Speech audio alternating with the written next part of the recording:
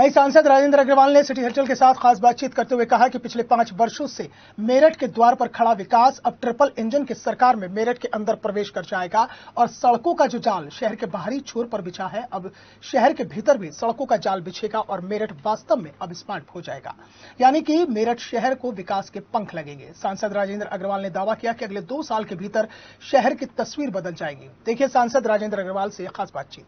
शपथ ग्रहण समारोह सादगी के साथ शुरू होना था, लेकिन सादगी के साथ साथ हंगामेदार भी है। आने वाली बोर्ड बैठक क्या संसद की तरह चलने का आभास हो गया है आपको? सर सीधा सवाल। नहीं, वास्तव में मैं समझता हूं कि वंदे मातरम को लेकर के जो विवाद खड़ा करने की कोशिश होती है अच्छी नहीं है। ये सभी लोगों को वंदे मातरम करना चाहिए। वंदे मातरम कोई धार्मिक गीत नहीं है। वंदे मातरम देश की आजादी का गीत है, दिलों से जुड़ा हुआ है। दिलों से जुड़ा हुआ है। इसलिए इस बात को धार्मिक जो मान्यता उनसे ऊपर उठ करके देखना चाहिए और मैं समझता हूं कि ये अच्छा नहीं है ये।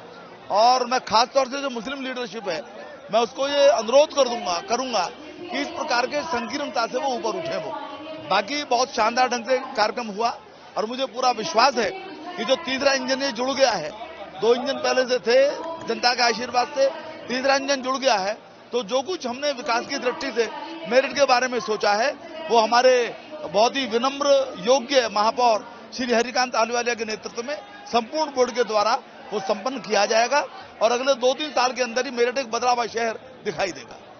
चलिए मैं फिर एक बार सवाल पूछ रहा हूँ, जैसे संसद में स्थिति संभालते थे ऐसे यहाँ पर स्थिति संभाली। बाहर स्क्रीन पर लोग देख रहे थे, अंदर लोग कह रहे थे कि हाँ ये होता है अनुभव।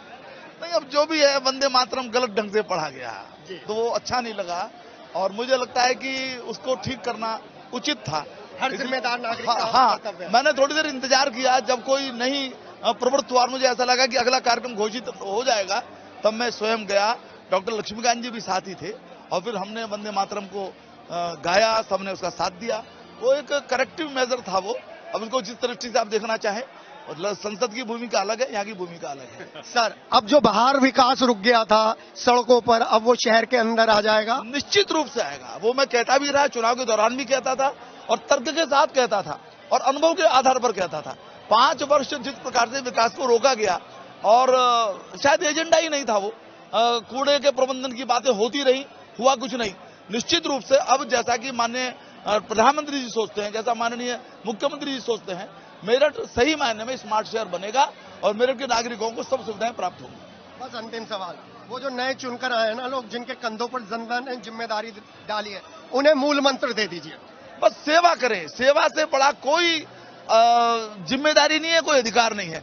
सेवा करें, जनता के दुख सुख को समझें, तो आप देखेंगे। मैं कहना चाहता हूं कि उनके लिए जो ये अवसर जनता ने प्रदान किया है इससे बेहतर उपयोग नहीं हो सकता और जनता का आशीर्वाद ये आपको निरंतर मिलता रहे, इसका प्रयास करें। मेरठ की जनता को धन्यवाद। मैं बहुत बहुत धन्यवाद। मैं याद दिला रहा हूं। नहीं, मेरठ की जनता का बहुत आभार। 2 बात के लिए आभार है कि एक तो उसने हमारा भारतीय जनता पार्टी के महापौर को चुना और दूसरे उसने लगभग पूर्ण बहुमत हमको दिया है और पूर्ण बहुमत हो जाएगा, तो उसके कारण से सदन को चलाने में, काम को चलाने में आसानी होती है, बाधाएं सामान्यतः नहीं आ पाती हैं। तो मैं जनता का बहुत बहुत अभिनंदन करता हूं, प्रणाम करता हूं, उनका आभार व्यक्त करता हूं। जी हाँ, ये थे हमारे साथ राजेंद्र अग्रवाल, जिन्होंने विकट परिस्थिति में आकर स्थिति को संभाला और बताया कि क्यों अनुभव को तरजीह दी जाती है युवा शक्ति पर। अपने सहयोगी संजय और कपिल प्रत्यूष के साथ के सिटी हलचल।